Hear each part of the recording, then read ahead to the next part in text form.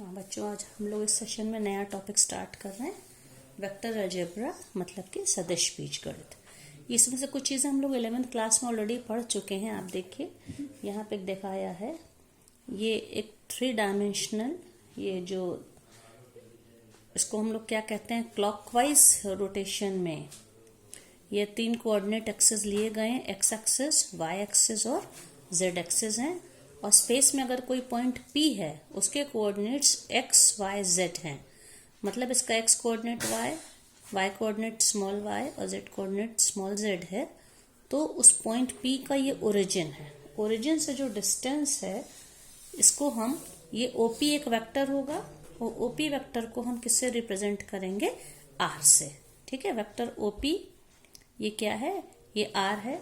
और इस R का हमें डिस्टेंस यानी कि मैग्नीट्यूड अगर हमें लेना है, तो ये R वेक्टर किसके इक्वल होगा, ये R या OP का मैग्नीट्यूड, या जिसको मॉड कहते हैं, square root of x square plus y square plus z square. इससे हमें इसका मॉड मिल जाता है। ठीक है, ये सब हम लोग ऑलरेडी पढ़ चुके हैं 11th क्लास में।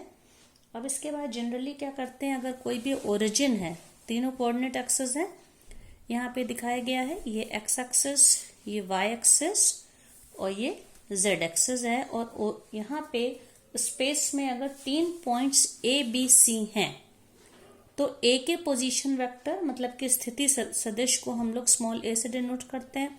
Position vector of B is denoted by small B and position vector of C is denoted by small सी।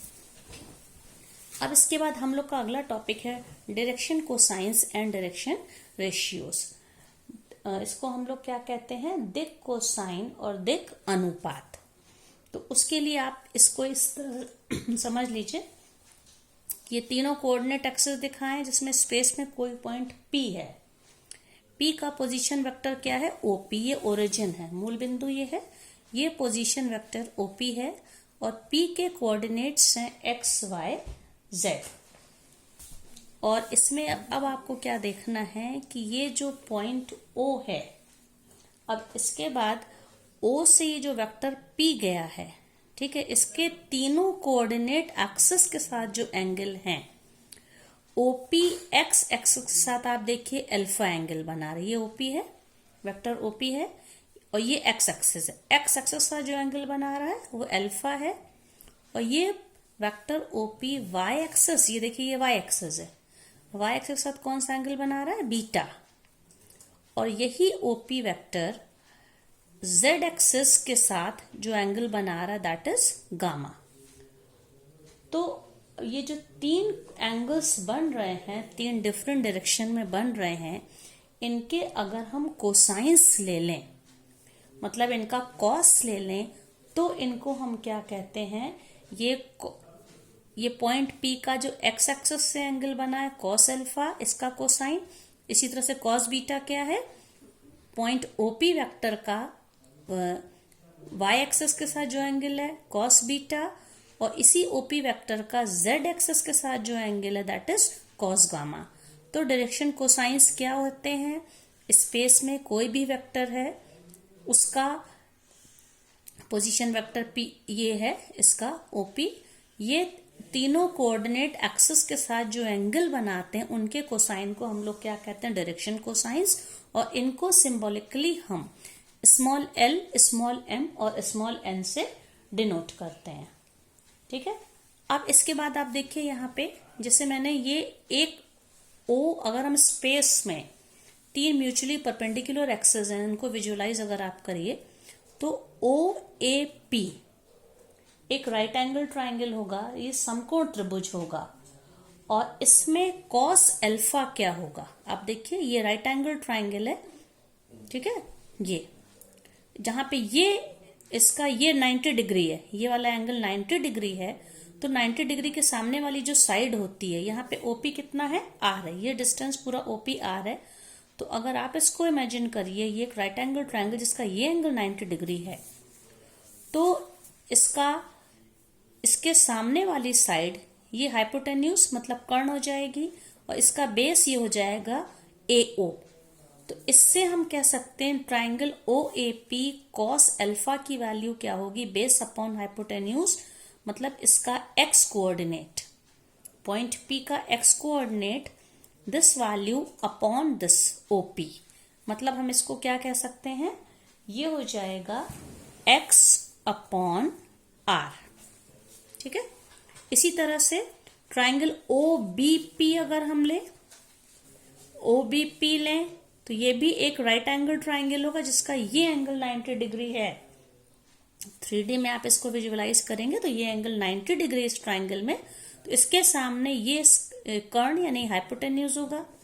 तो यहां पे कॉस बीटा क्या होगा, तो कॉस बीटा ये है, कॉस बीटा क्या हो जाएगा यहां पे y अपॉन r।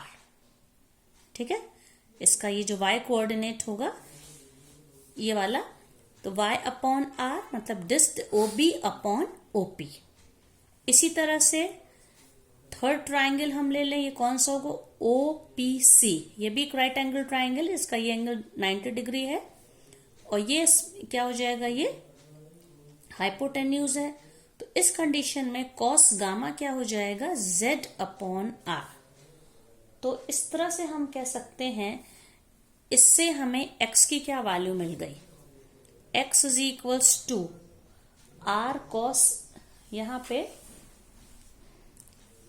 आप देखिए cos alpha is equals to x upon r, x is equals to R cos alpha, और कॉस अल्फा को क्या हमने बोला है, L, ये डायरेक्शन कोसाइंस हैं तीनों, तो मतलब हम क्या कह सकते हैं इसको, R into L, R into L, या कह सकते हैं LR। इसी तरह से यहाँ y इज इक्वल्स टू क्या होगा, R कॉस बीटा, और कॉस बीटा खुद क्या है M, मतलब कि MR। Similarly z is equals to R cos gamma, और कॉस गामा को किससे हम डायरेक्शन कोसाइंस को हम रिप्रेजेंट करते हैं, ये n है, तो कॉस गामा n है तो क्या हो जाएगा NR। तो आप देख सकते हैं कि पॉइंट P के कोऑर्डिनेट्स XYZ को हम इस तरह से, पॉइंट P के जो कोऑर्डिनेट्स थे ये थे बेसिकली XYZ, लेकिन हम इनको रिप्रेजेंट कर सकते हैं LR, MR और NR के फॉर्म में। ठीक है, लेकिन LMN खुद क्या थे, ये डायरेक्शन कोसाइंस थे, मतलब डायरेक्शन कोसाइन के प्रोपोर्शनल, जिनको समानुपातिक कहते, तीनों को किसी कॉमन नंबर r से मल्टीप्लाई कर दिया।